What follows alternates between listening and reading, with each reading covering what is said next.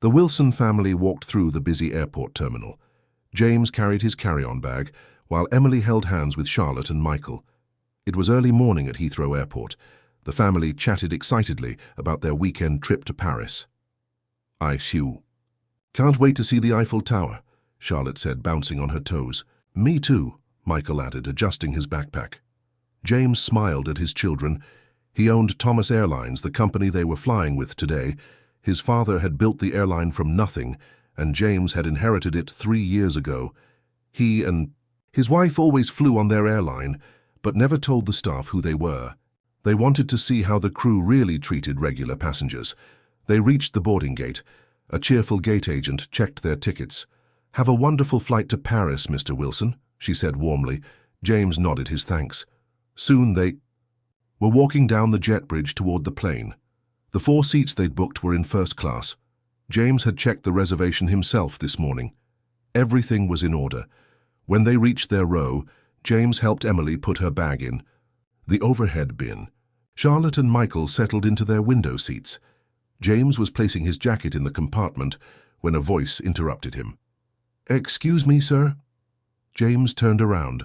A flight attendant with blonde hair pulled into a tight bun was looking at them.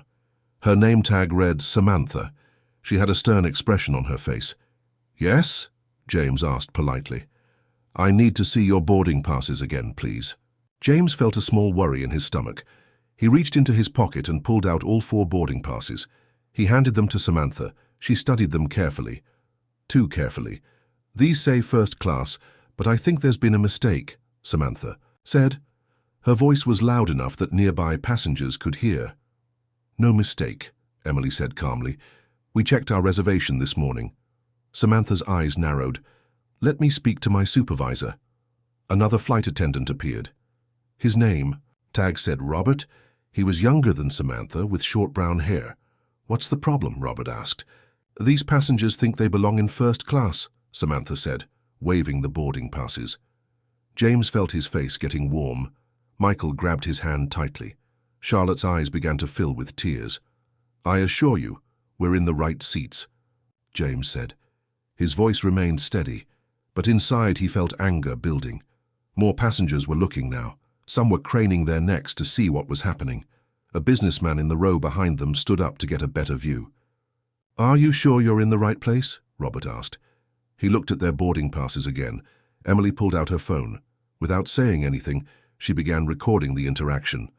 "Stop filming," Samantha snapped. "I have every right to film," Emily said quietly. Charlotte was crying softly now. Michael pressed himself against his father's side. James could feel his son trembling. "Maybe you should check your reservations again," the businessman behind them said. "Sometimes there are mix-ups." James turned to the man. "We checked this morning. Our reservation is correct." "Let's be reasonable," another passenger called out. An elderly woman across the aisle leaned forward. "They have boarding passes. Just let them sit." Samantha's face flushed red. "I'm calling security," she announced loudly. She reached for the phone at her station. James felt his heart sink. He glanced at Emily, who nodded slightly. They both knew this was going to get worse before it got better. "Security, please come to aircraft 267, Samantha said into the phone. "We have passengers refusing to cooperate." The cabin grew quiet. Everyone was listening now. Some passengers shifted, uncomfortably in their seats. Others pulled out their phones to record. Michael started to sniffle. "Dad, are we in trouble?" "No, son," James whispered. "We're not in trouble." But his hands were shaking with frustration. This was his airline. These were his employees. And they were humiliating his family in front of everyone. 2 security guards arrived at the plane's entrance. They were dressed in dark blue uniforms with bright yellow badges. One was tall and thin, the other shorter and stockier. "What seems to be the problem?" the taller guard asked. Samantha pointed at the Wilson family. "These passengers are in first class, but I don't think their tickets are valid." "I'll need to see some identification," the guard said. James handed over his wallet. Emily did the same. The guard studied their IDs carefully. "The tickets are valid," he said after checking them against a list. "They're properly seated." Samantha's face turned bright red. But they can't possibly what?" Emily asked sharply. For the first time, anger showed in her voice. "Let me speak to the captain," Samantha said quickly. She hurried toward the cockpit. James felt sick to his stomach. He knew Captain Richard Johnson. They'd had dinner together last month. Would Richard support his flight attendant without question? Charlotte was crying openly now. Michael buried his face in James's jacket. Other passengers were whispering among themselves. Some looked sympathetic. Others seemed to agree with the flight attendants. A few minutes later, Samantha returned with Captain Johnson. The captain was a tall man with silver hair. James had known him for 5 years. "What's going on here?" the captain asked. Samantha explained quickly. "These passengers are in first class, but they don't belong here." Captain Johnson glanced at the family. James stared back at him. For a moment, he thought he saw recognition in the captain's eyes. But then the captain looked away. "If the security guards say the tickets are valid, then they're valid," Captain Johnson said. "But if there's been a disturbance, we need to address it." "There's been no disturbance," James said firmly. "We're trying to take our seats." "The disruption is delaying our departure," Samantha interrupted. "Other passengers are becoming upset." James looked around the cabin. Most passengers looked uncomfortable, but not upset. If anything, they seemed embarrassed by the situation. "I'm sorry," Captain Johnson said to James. "For the comfort of all passengers and to maintain our schedule, I'm going to have to ask your family to take seats in economy class." Emily gasped. Charlotte buried her face in her mother's arm. "That's not acceptable," James said, his voice tight with controlled anger. "I'm sorry, sir. Those are my options.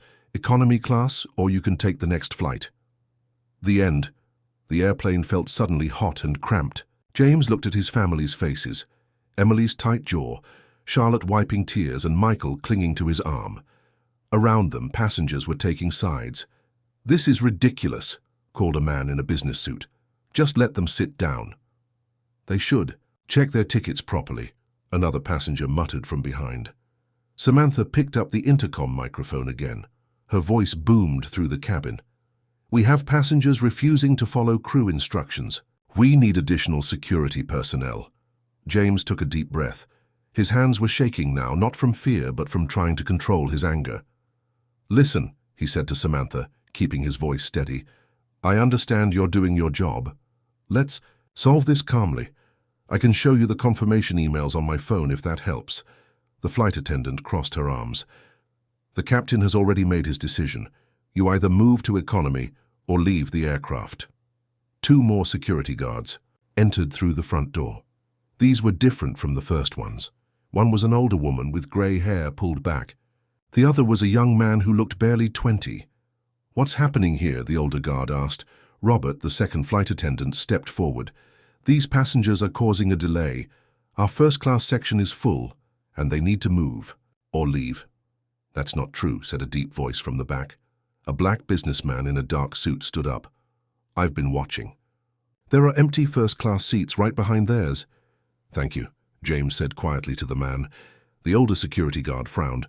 "Let me see the boarding passes and the seating chart." Samantha handed over the Wilson family's boarding passes. The guard pulled up the seating chart on a tablet. She compared the two for several minutes. During this time, the cabin remained tense and quiet. "According to this, they're in the correct seats," the guard finally announced. "That's impossible," Samantha exclaimed. Her face was now bright red. "Those are premium seats. There must be an error in the system." Emily's phone was still recording.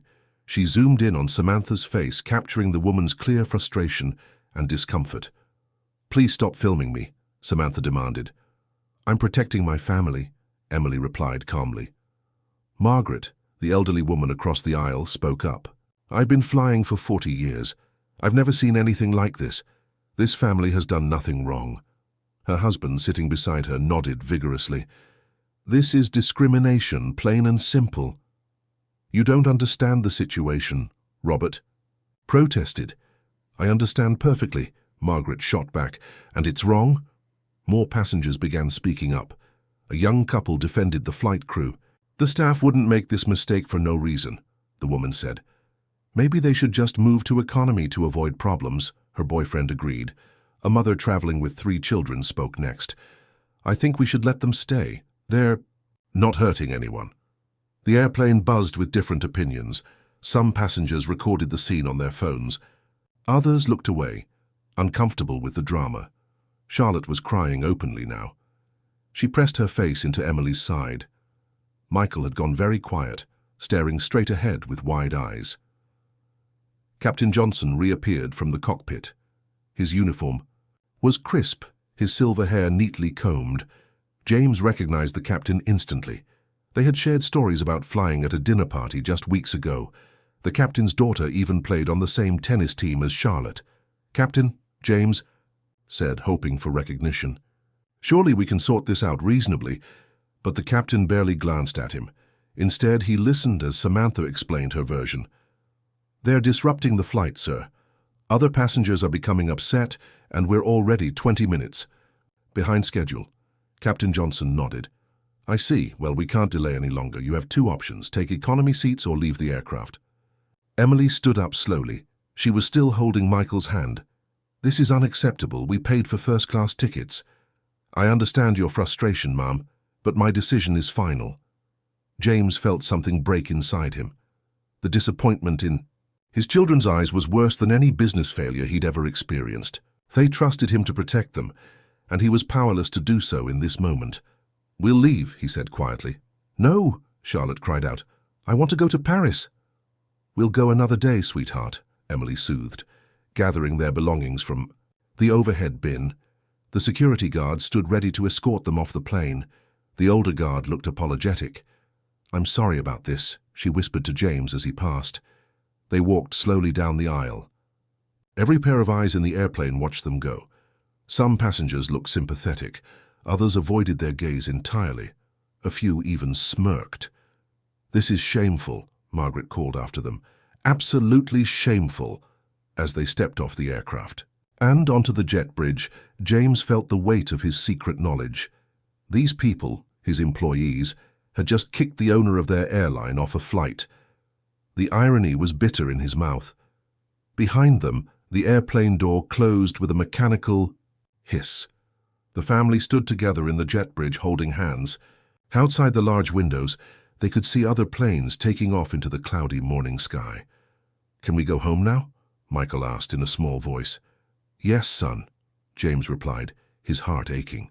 "We'll go home." They walked through the terminal toward the exit. Other travelers glanced at them with curiosity, another family with changed plans. But none of those strangers could know the true significance of what had just happened.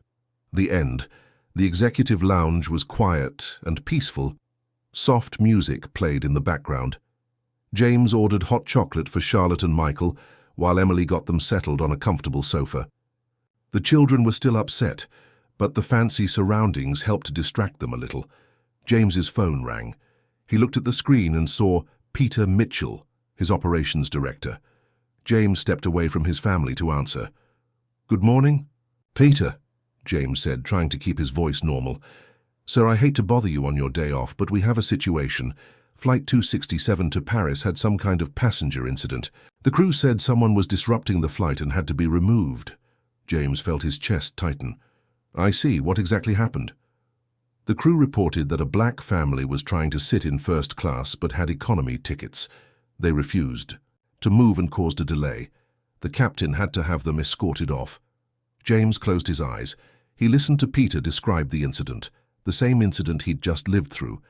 But hearing it from this side showed how the crew had lied in their report. "Thank you for letting me know," James said carefully. "I will need to look into this." After the call ended, James returned to his family. Emily had ordered fruit and sandwiches. Charlotte was drawing pictures with crayons a lounge staff member had provided. Michael was reading a comic book. James sat down heavily in the chair across from them. His shoulders slumped with exhaustion and frustration. "Dad?" Charlotte looked up from her drawing. "Are we still going to Paris?"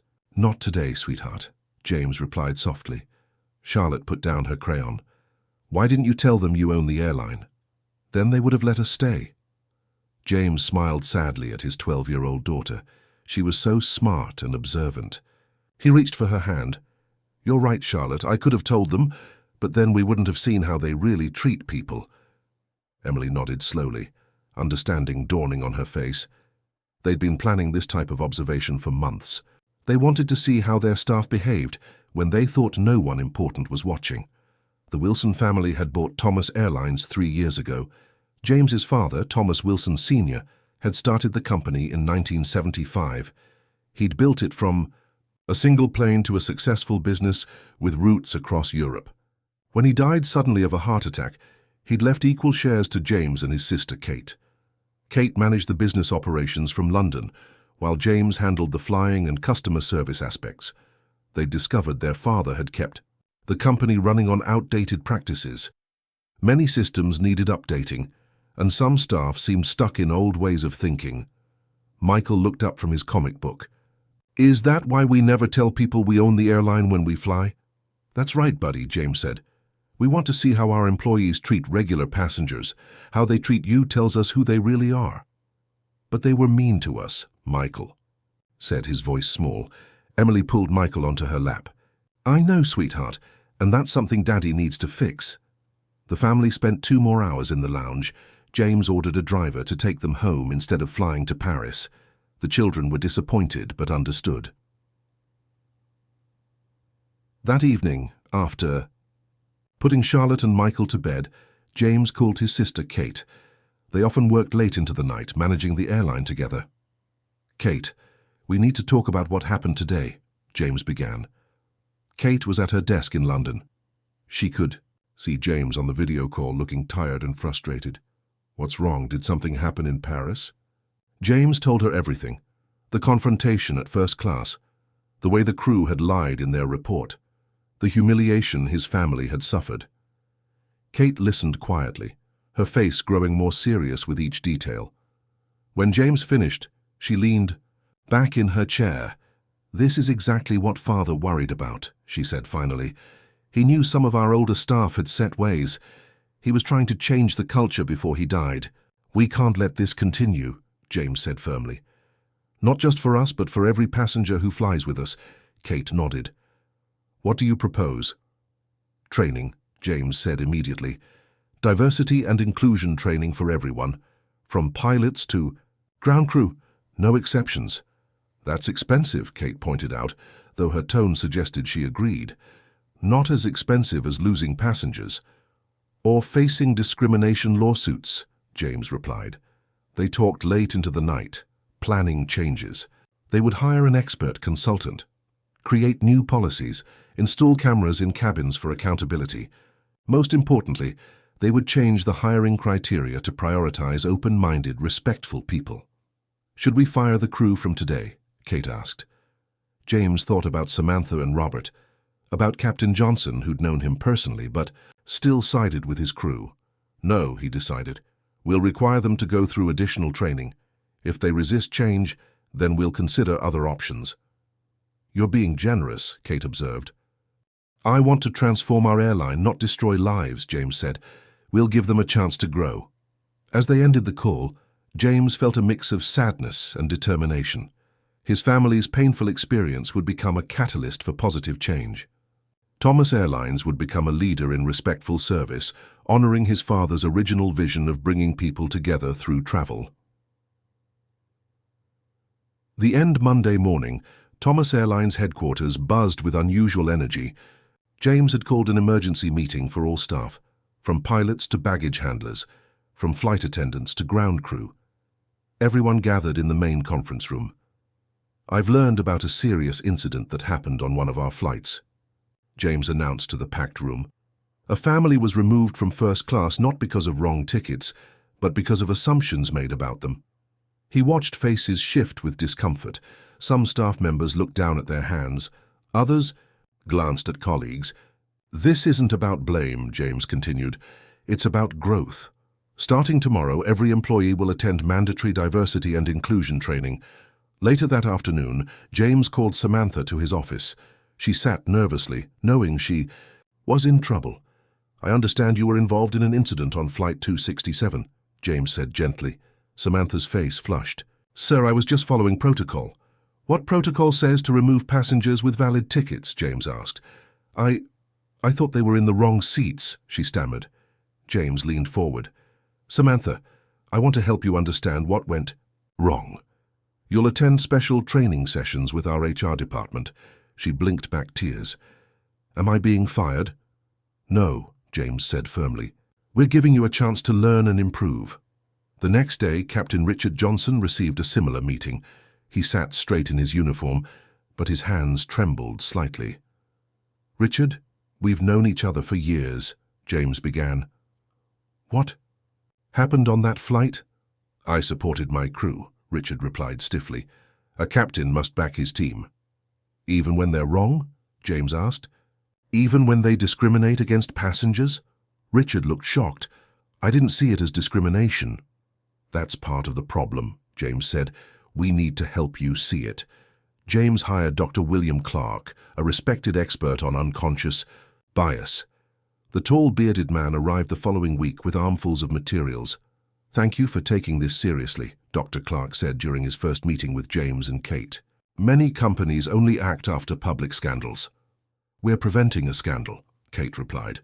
And more importantly, we're building a better airline. Training sessions began immediately.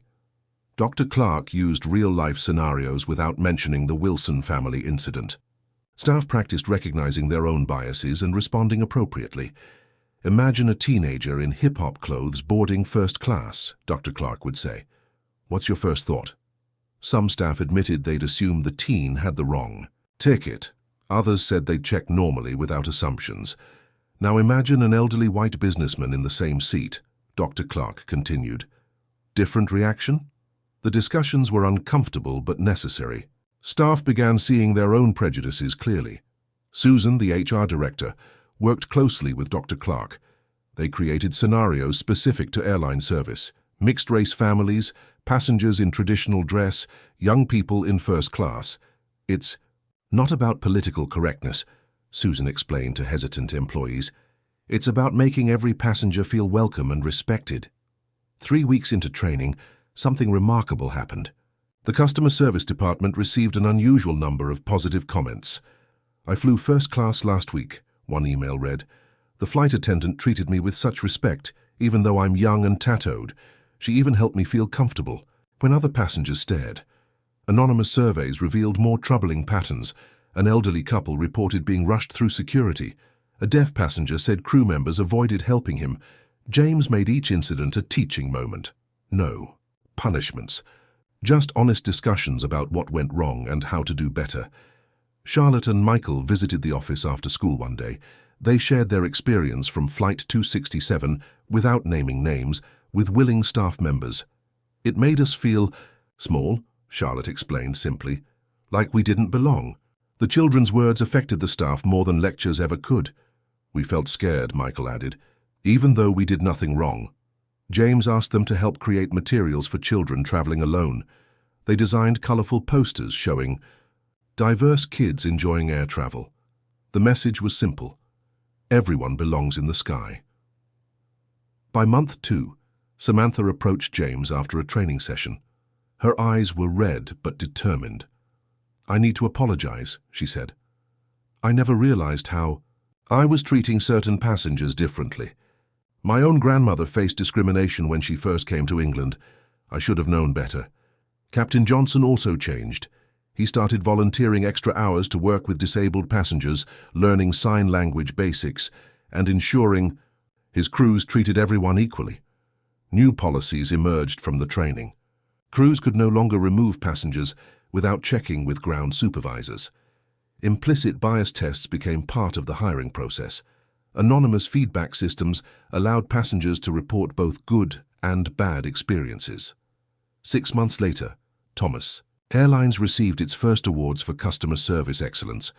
They specifically praised the airline's commitment to equality and respect. Every passenger matters became the unofficial company motto. James watched his employees transform, from nervous participants to active champions of change. The painful experience had created something beautiful, an airline where everyone truly felt they belonged in first class, regardless of how they looked or dressed. The end. The Guildford Hotel ballroom sparkled with lights and laughter. The company. Executives and airline industry leaders gathered for the International Airline Customer Service Awards. Thomas Airlines was nominated, but nobody expected them to win. They competed against giant airlines with decades of experience. "Ladies and gentlemen," the host announced, "the winner for Outstanding Customer Service Excellence is Thomas Airlines." The room erupted in applause. James Wilson walked to the stage with Kate and their management team. As CEO, James stepped forward to the microphone to accept the beautiful crystal trophy. "Thank you for this incredible honor," James began. "Our journey to this moment started with a very personal experience." The crowd quieted, sensing something important coming. "6 months ago, I boarded one of our own flights with my family," James continued. "We had first-class tickets, but my wife, 2 children and I were asked to leave those seats. Not because our tickets were wrong, but because we're black, and the crew assumed we didn't belong in first class." Gasps echoed through the ballroom. James could see shock on familiar faces, employees who didn't know the truth until this moment. "I was that passenger," James said clearly, "the owner of the airline removed from our own plane." More gasps. Some attendees covered their mouths in surprise. "Instead of anger, we chose transformation," James explained. "We used this painful moment to examine our entire company culture. Today, I'm proud to say, Thomas Airlines leads in equality and respectful service." He looked at his employees in the audience. "Change isn't easy, but it's necessary, and it starts with one honest moment." The applause that followed was different now, deeper, more meaningful. Back at the company the next day, Samantha stood before a room of new flight attendants. She was now the lead trainer for sensitivity awareness. "I want to share my story," she began confidently. "Last year, I made a terrible mistake. I assumed a black family didn't belong in first class. I didn't check their tickets properly. I just saw their skin color and made a judgment." The trainees listened intently. "That family was the Wilson family, our CEO's family," Samantha continued. "I removed the owner of our airline from his own flight." Some trainees shifted uncomfortably. They knew what came next. "But they gave me a second chance," Samantha said, her voice filled with gratitude. "They didn't fire me, they helped me learn and grow. Now I train others so they never make my mistake." After the session, a young flight attendant named Lisa approached Samantha. "Thank you for being honest," Lisa said. "I grew up in a diverse neighborhood. Your story helps me understand how important this job is." Captain Richard Johnson also embraced his new role as a diversity champion. He volunteered to fly special routes serving underprivileged communities. During one flight to Nigeria, he met a young girl named Ada, who dreamed of becoming a pilot. "I want to fly planes someday," Ada told him shyly during the pre-flight cabin tour. "Then you shall," Richard replied, giving her his captain's wings pin. "Keep dreaming, and don't let anyone tell you where you belong." The Wilson children became airline celebrities in their own right. Charlotte, now 13, and Michael, 11, visited schools to talk about their experience. "It felt scary at first," Charlotte would explain, "but our parents taught us that we can turn bad things into good things." The family established the Thomas Wilson Foundation. It provided scholarships for aspiring pilots from minority backgrounds. The first recipient was Sarah, a brilliant teenager from Birmingham who couldn't afford flight school. "I never thought I'd become a pilot," Sarah said at the scholarship ceremony, "but the Wilson family made it possible." Other companies began calling Thomas Airlines for advice. A major hotel chain wanted to train their staff. A restaurant group asked about their diversity programs. "Your story inspired us to look at our own practices," the hotel manager admitted. "We found problems we never noticed before." 2 years after the incident, Thomas Airlines doubled its passenger numbers. People chose to fly with them because they felt respected and valued. Michael, now 12, beamed as he boarded a Thomas Airlines flight for a school trip. "Look," he told his friend David, "the crew treats everyone the same now." Charlotte, 14, placed her carry-on in the overhead bin of first class confidently. She noticed a young black boy watching her with wide eyes. "Don't worry," Charlotte smiled at him. "You belong here too." The boy's mother smiled gratefully. "Thank you. We're flying first class for the first time." At age 75, James retired as CEO. His farewell speech was simple but powerful. "Change happens one heart at a time," he said, "one conversation at a time, one choice at a time. Choose compassion over judgment. Choose understanding over assumption." The legacy continued.